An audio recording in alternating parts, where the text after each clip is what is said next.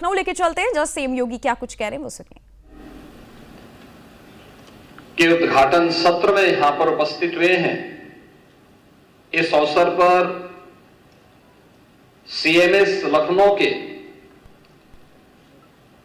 संस्थापक डॉक्टर जगदीश गांधी जी की स्मृतियों को नमन करता हूं, उन्हें विनम्र श्रद्धांजलि अर्पित करता हूं, जिन्होंने global unity, peace and justice के लिए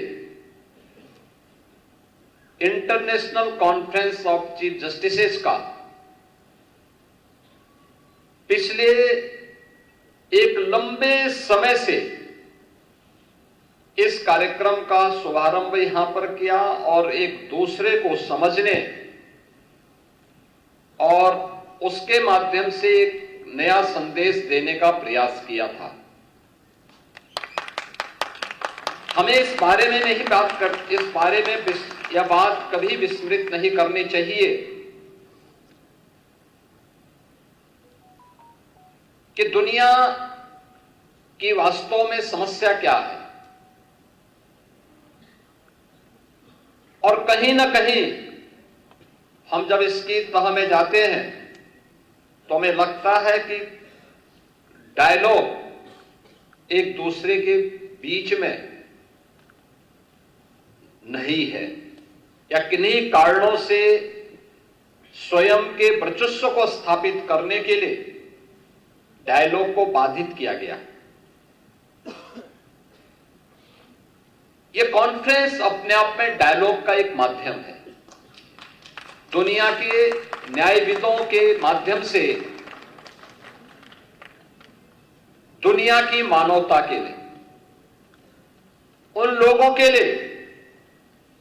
जिन लोगों ने अपना स्वयं का वर्चस्व स्थापित करने के लिए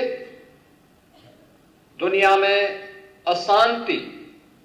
और अराजकता का सा वातावरण पैदा करने का प्रयास किया है।